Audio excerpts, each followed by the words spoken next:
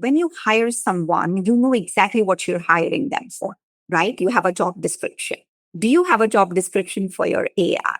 When I hire someone, the next thing I word as a part of the training, and when the training is done, we still have a conversation with humans where we say, how am I going to evaluate you? What are your KRAs? Welcome to the Vacation Rental Show. This is your essential playbook to grow and scale your vacation rental business with advice and insights from the best in the biz. I'm your host, Linnell Gordon. Welcome to the Vacation Rental Show. I'm Linnell Gordon, your host. And today we're joined by Resha Shroff. She is the CEO and the founder of a hospitality automated technology company called Lynx. And she has a lot of background, guys, in property management. And we're going to talk to her today about her best advice for property managers. Now, she's helped boutique hotels and a lot of VRMs to simplify their operations and to elevate their guest experience through some things that she's done that's automated. Under her leadership, guys, this has grown from a startup into a global platform. They have thousands of properties across multiple countries.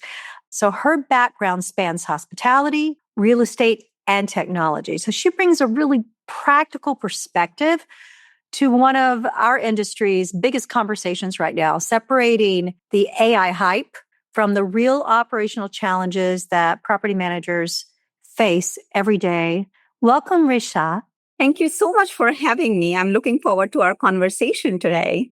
So let me ask you this. From your perspective, there's a lot of AI excitement happening. There's a lot of AI anxiety right now in hospitality.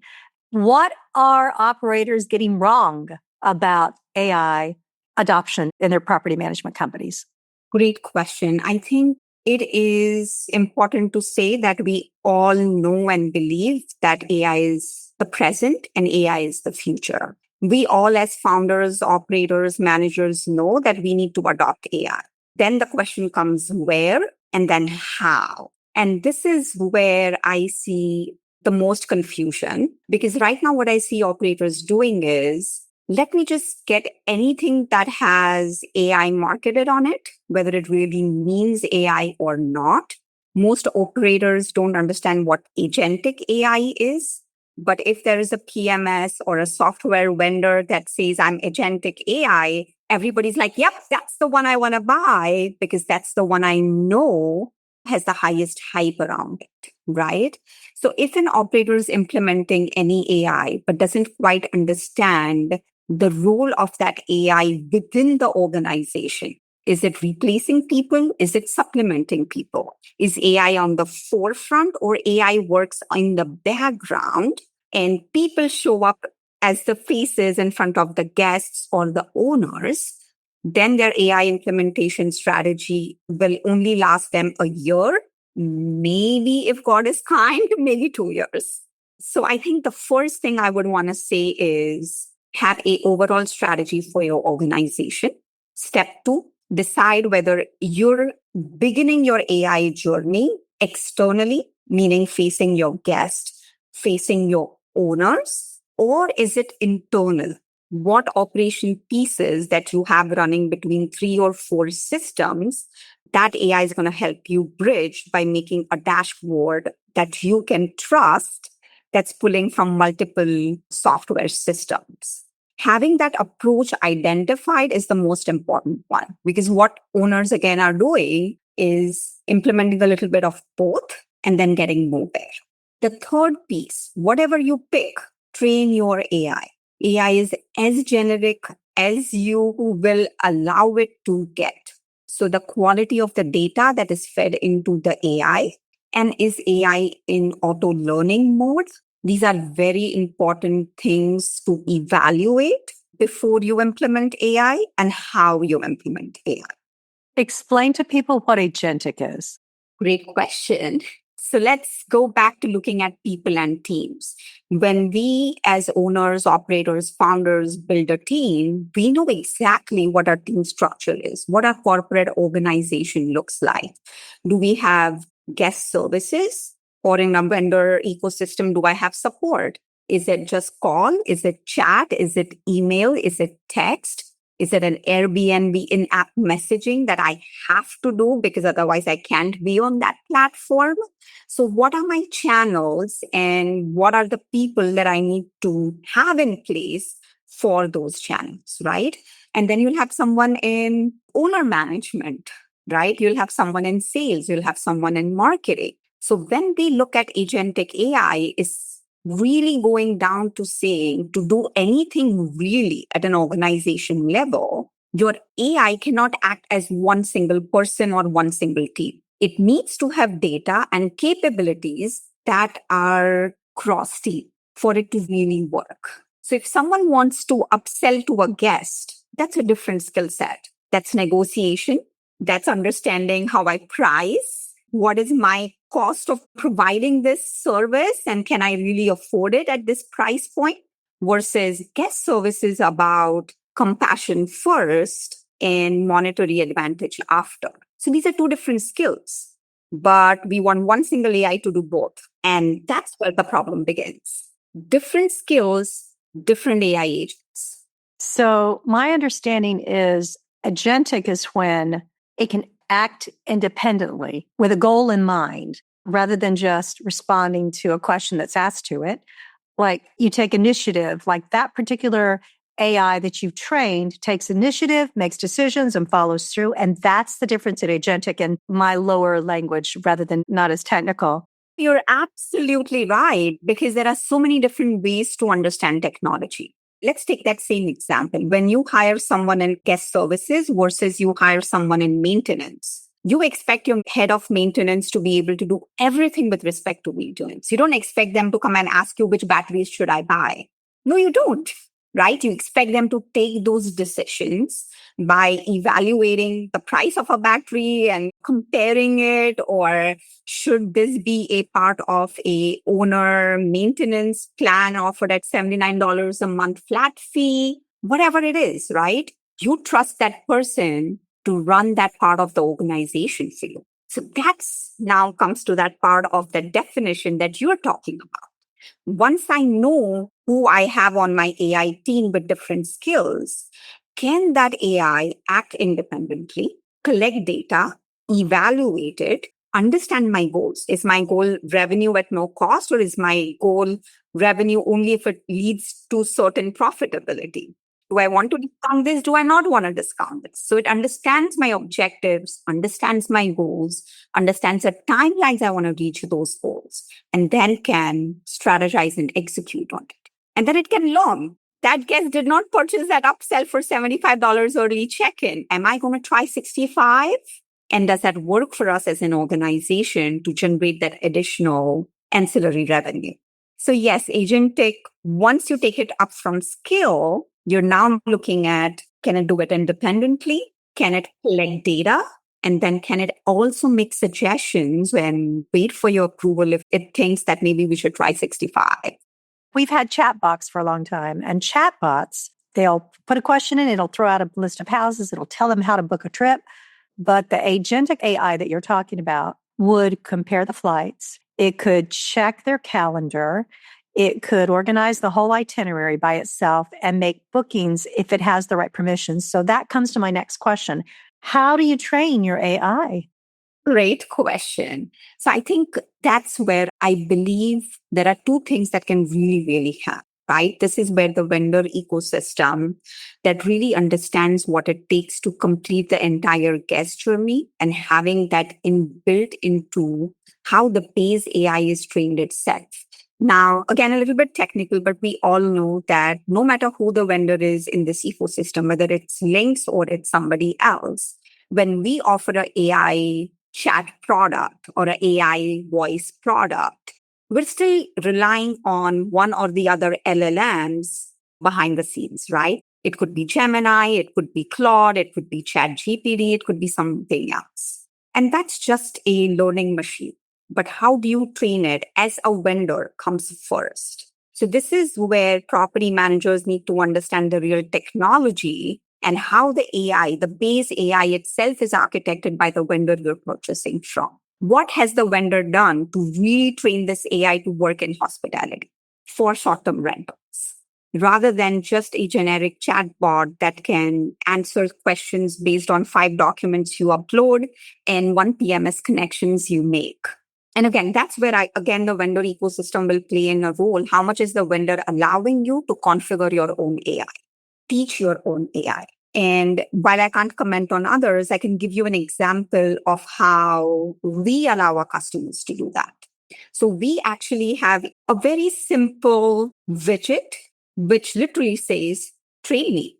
You ask me questions. I'll tell you how I will go about answering that question. What are my sources that I use to find this answer? And then you tell me what I could do better. And we already have a list of over 100, 150 questions that the AI is pre-trained on. And then it obviously takes all the different sources like connection with the PMS. PMS already has all the data, but so does your channels. And then so does your past chat history where a human actually interacted with your guest, right? And based on that, it triangulates before it gives you an answer. So that's just a very small way of explaining how that could really make a difference in how the quality of the responses your guest receives can change. So one of the things you mentioned, I just want to point out, you mentioned LLMs, and that just stands for large language model. And basically, it's what we consider quote unquote AI. Now, the thing we have to understand, I think, as property managers is that this AI, it predicts patterns. It predicts useful responses, and it will answer and revise text. It will create your content for your properties, but it's all based on what you train it to do. That's what she's saying here. So I just bring it into that. You have to feed it information in order for it to have the right data to give to your guests or your owners. So, Resha, that point you just made was the most important part, because a lot of people struggle with the pain point there of training because things are so fragmented right now. They really are. And you've even said yourself in other interviews that the real challenge isn't AI, but it's the fragmentation in our integrations. So how can operators evaluate whether a new technology solution is a shiny penny or it's actually solving a business problem versus actually adding more complexity to your process? Great question. If I may scale this back, because I know that all of us who are still implementing AI or haven't implemented AI will still understand this when we talk about our human teams, because they're not going away anyways, right? Right. And let's take an analog from there. When you hire someone, you know exactly what you're hiring them for, right? You have a job description. Do you have a job description for your AI? That's an excellent point. Do you have the job description of what you want your AI to do? Okay, excellent. When I hire someone, the next thing I would, as a part of the training, and when the training is done, we still have a conversation with humans where we say, how am I going to evaluate you? What are your KRAs? And then we sometimes say these KRAs are good and set in stone for a year and we reevaluate later. And some of them we say, I want to see how you're doing. And every 3 months, I'm going to change the goalpost till you get where I really need you to get. Does your AI know your goals, objectives, and its own KRAs? Does it take our KPIs? If it can't, then it's not going to deliver, which means you don't have clarity of thought, and hence your AI also does not have clarity of thought. What if 3 days could define the next horizon for your business? Streamline Summit 2026 is coming to the Rosen Creek Hotel in Orlando, Florida, September 15th through the 17th. Visit streamlinesummit.com to secure your spot today. Here's what's in store. Day 1 kicks off with roundtables, one-on-one meetings, and a welcome cocktail event. Days 2 and 3 bring keynote speakers, expert-led sessions and panels, plus an exhibitor showcase built around the tools that are transforming our industry. Each evening brings something to look forward to as well, capping off with a farewell event on the final night. Because 3 days of momentum deserve a proper send-off. This is where vacation rental professionals come together to connect, to grow, and to move forward. Don't miss your seat at the table. Visit streamlinesummit.com and register today. We'll see you there. Let's bring one more thing into this because you mentioned it at the beginning and I just kind of want to go back to it.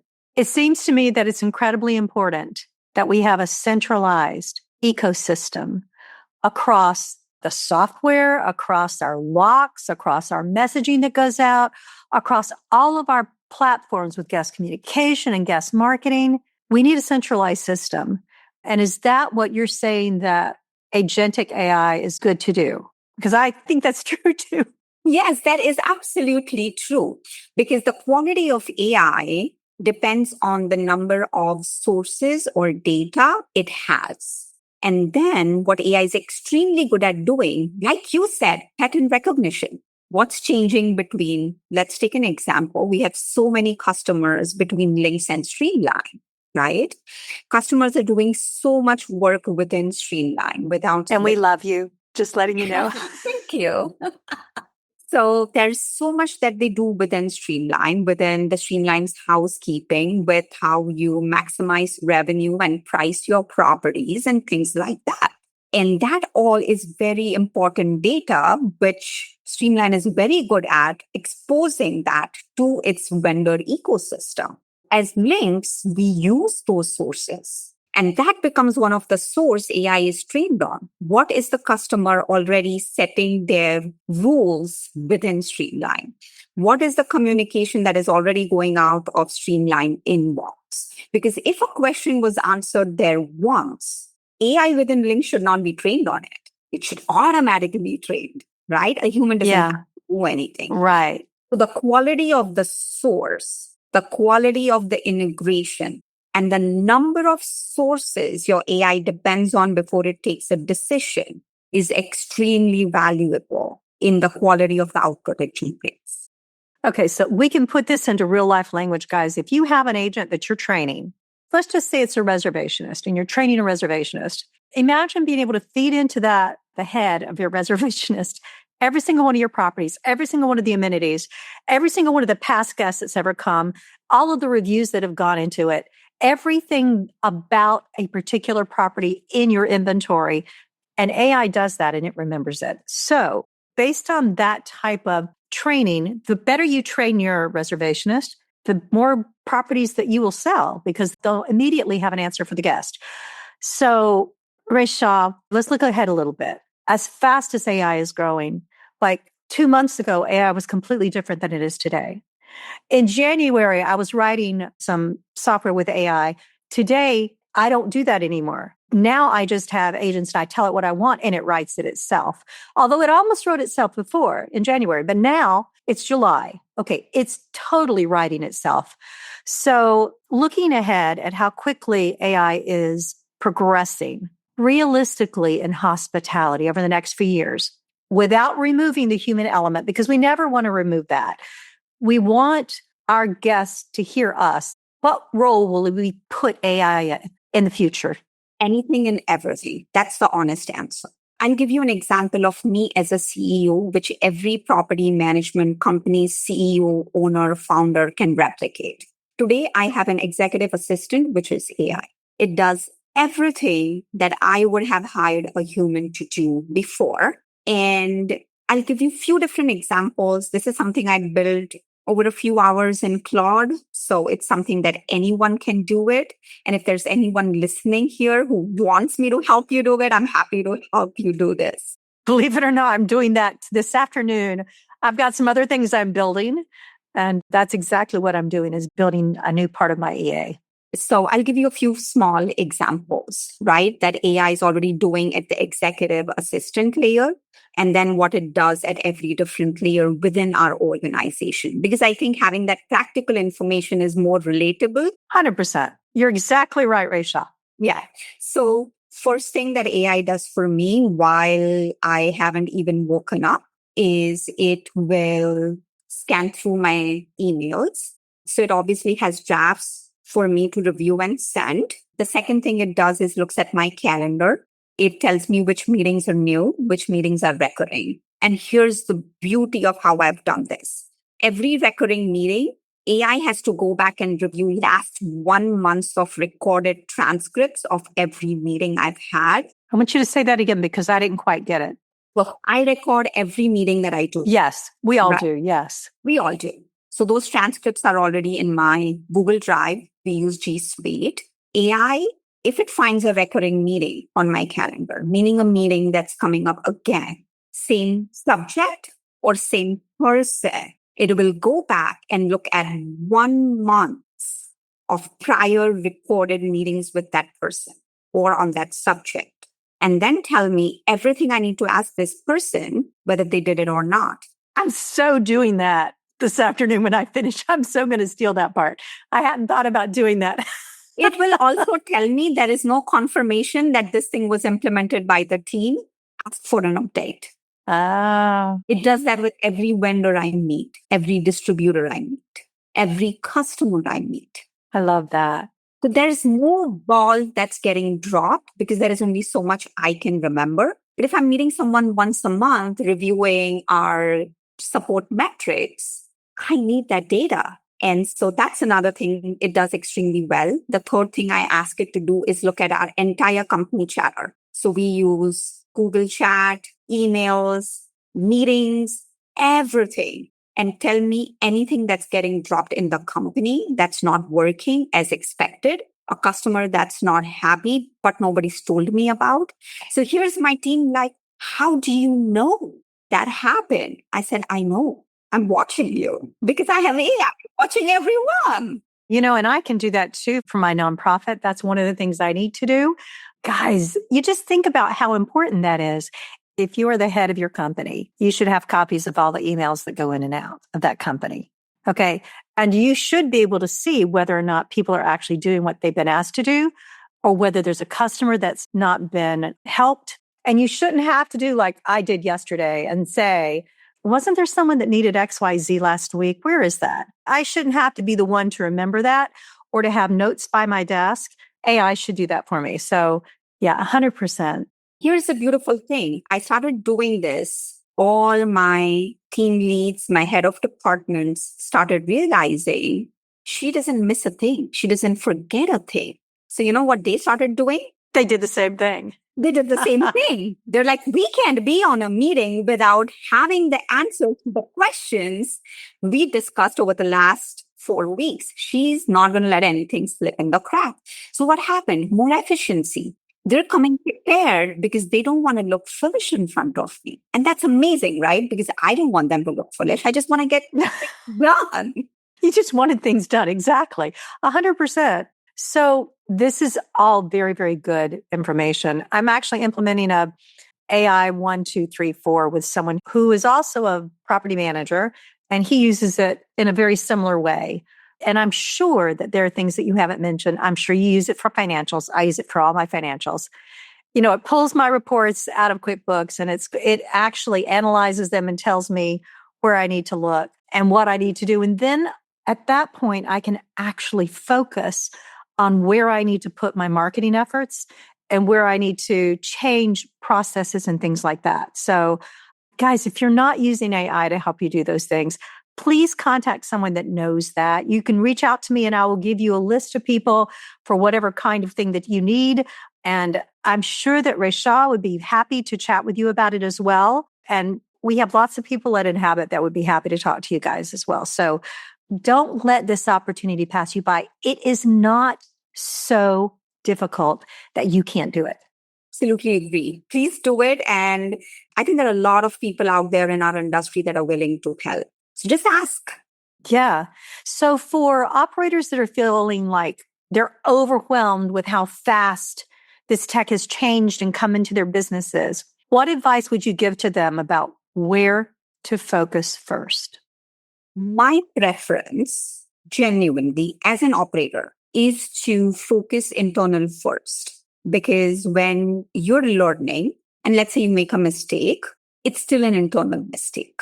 Internal for sure. Yeah. So try something small, something internal. Try your email. Yeah. Try your email, try your financials. I would say even try something like maintenance. What do we maintain most often? How much that maintenance costs us? how many maintenance runs we need to do, what needs proactive maintenance to avoid more costs in the future. That's a place where your owners will definitely find value. That's where you can very quickly improve your own bottom line, but it does not change or impact your guest experience negatively in any way. And that will give you the confidence. And once you have that confidence, go more guest facing. 100%. Now, I'm going to ask you something personal because you are a very busy entrepreneur. You are very well respected in the industry. Obviously, you're an AI expert. Obviously, you're a techie. I didn't get into this, but I'd love to know your background in property management. Talk to me about that. Yeah, absolutely. So I myself have been investing in and operating properties for over 15 years. We do short-term rentals. We also do mid-term in certain markets. And then I co-invest in boutique hotels alongside some of our own customers today. So from that perspective, I'm living both sides of the problem, right? I'm an operator trying to run an efficient business. I'm also a guest because I love to travel. And now with Lynx, I'm also a vendor, a part of the ecosystem that can make this industry more efficient and more beautiful in what it offers. So that's a little bit about me. I love that. And I have the greatest respect for you. I really do. I'm so grateful that you were brave enough to get into this industry. It's not as easy to get into the industry today as it was when I started my company.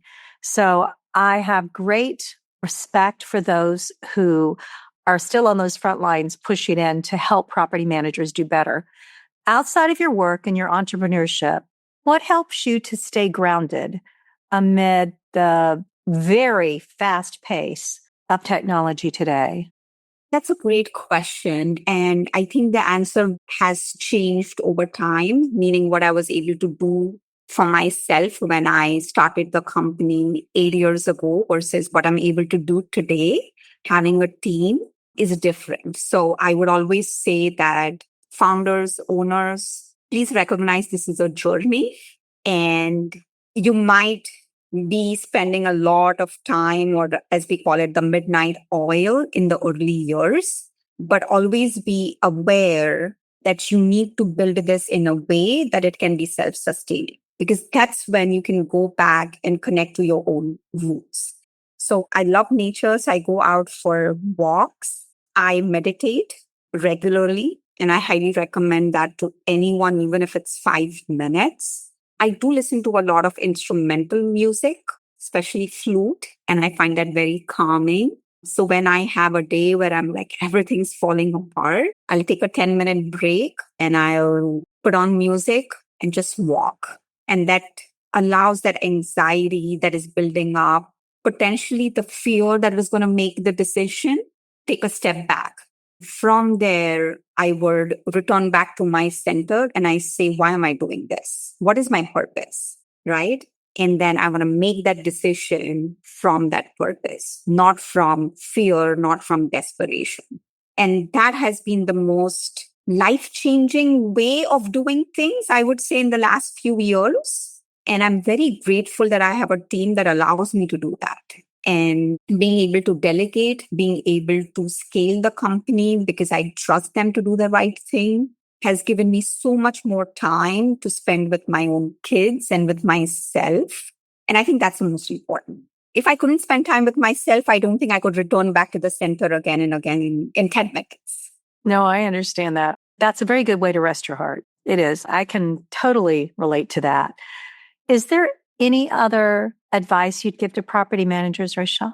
This is more generic for anyone that's a founder, owner, operator, whether your business is property management or anything else. Like I said, I think eventually what you want to do is remember why you're doing what you're doing. And it's totally okay to say, I'm doing this just for money. But then you know that that's the truth. That's your North Star. Then you go get it. There's nothing wrong or shameful about having a business that is only going to mint you up. Isn't that the truth? And why do we shy away from that so much? It really surprises me. I have a girlfriend who has retired from a state job and she's looking for another job. And I'm like, it's all about the money. What do you care? You're just trying to make money. And then she quit a job because she said it was boring. There was nothing. It was a great paying job. And she said, but I'm bored. And I thought, Okay, so obviously your big why is not I need to make money as a single mom. Obviously your big why is I want more control and more interest in what I'm doing. But knowing that within yourself, there's nothing to be ashamed of for just making money. I agree. I would just say start with your truth, whatever your truth is, right? I see a lot of property managers, and perhaps that's the mask they wear when they're at a conference and they talk about it's about making memories. And if that is true, please genuinely own it and let it reflect in your guest's journey, the way you train your own people, the way you train your AI, because your eventual purpose is to make memories.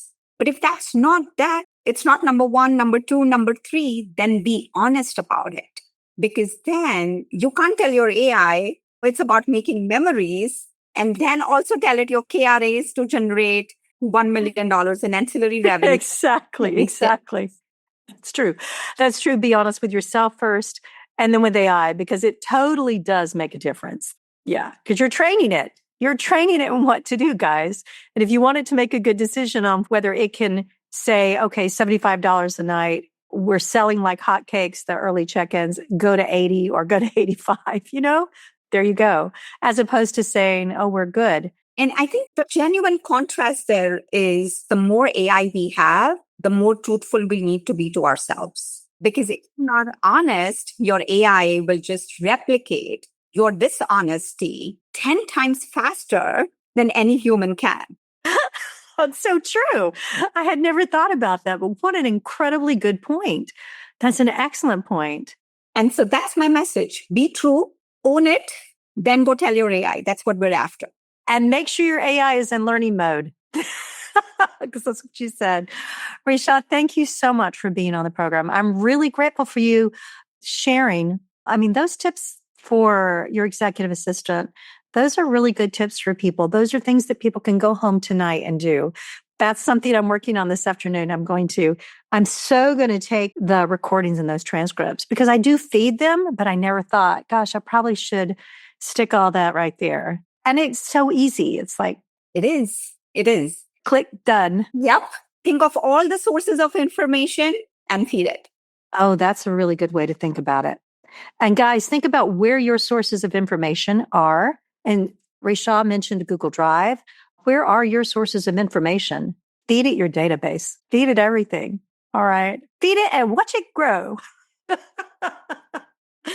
Well, I will see you at Streamline Summit. I'm looking forward to that. We'll have to have a cup of coffee and love to talk because that's just a few months away, but I'd love to talk about the difference between what happened then and what's happening now. So please, I'm also going to be doing podcasts during that time. So sign up for one of those slots, Resha, so we can go from here's where we were and now here's our new stuff and we can share new stuff with people. Yeah, would love that. And I'm so grateful that we connected and I get to know you like this. So in person, it feels like we're just sitting next to each other. I know. So it does. And I'm so grateful for technology to be able to do that. I use it to keep up with my friends that I live far away from all of my friends, actually.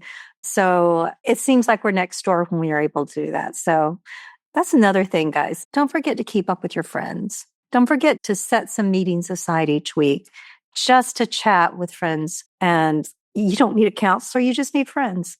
You need somebody to talk to. Somebody who's in your ballpark, who's a property manager or who's dealing with the same kind of things that you are, just to hang out with. All right. Well, thanks again. And I'll see you soon. Thank you. Yes. See you at the summit.